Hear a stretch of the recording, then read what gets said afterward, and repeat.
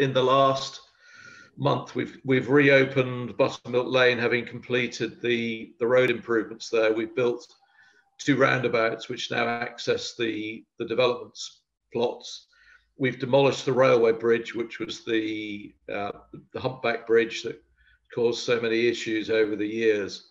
And I'd like to think we've completely transformed the outlook of the site.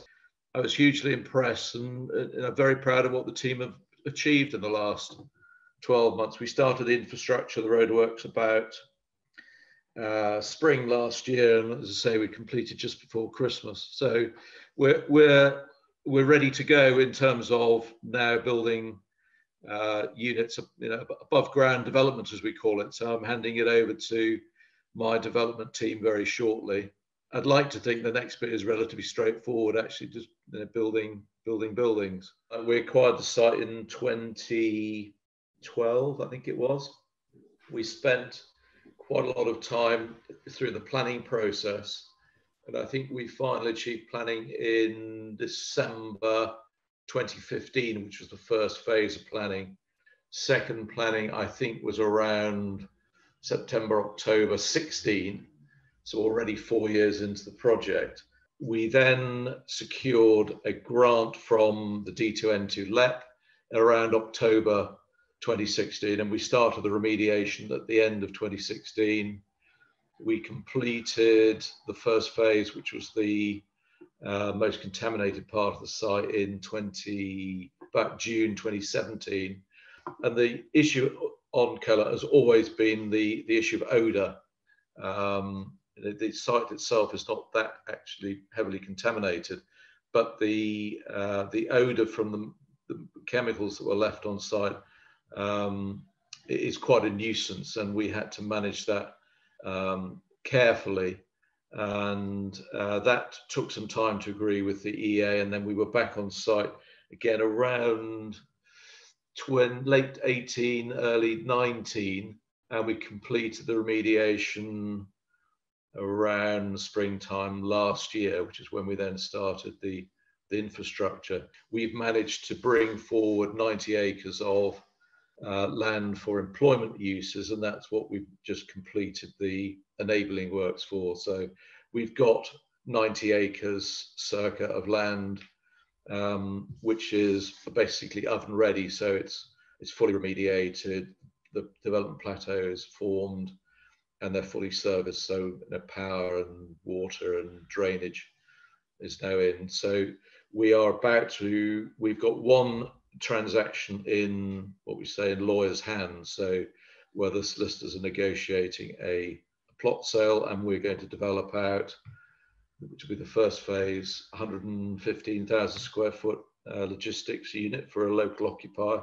I can't name them today because it's sensitive, but hopefully the next time we speak I can announce that to you. And the first deal is always the hardest one, and once we get that across the line, hopefully others will come more easily. Then we've got one other deal which we're trying to get into lawyers' hands, so we're agreeing heads of terms. So the logistics market's very strong at the moment for obvious reasons, accelerated by the pandemic.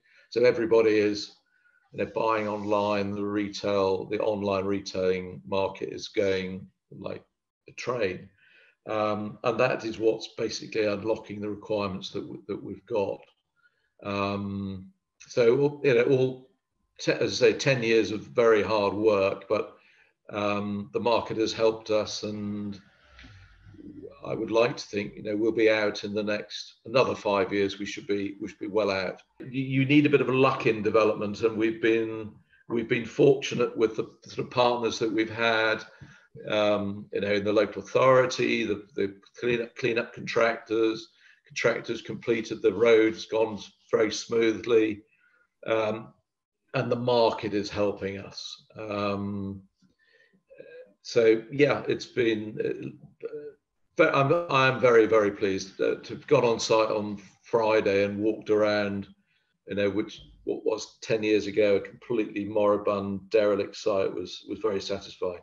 You've been involved with it for over a decade, but for those residents nearby and those who know the site, now they're going to see something tangible in the next 12 months, presumably. Yeah, they must have seen periods when nothing, appeared to be happening at all. But we'd been we'd be working away in the background, either with planning or environment agency or with contractors. Um, and as I say, it would seem to be that nothing was happening, but it has come together relatively quickly in the last 12, 18 months, I suppose.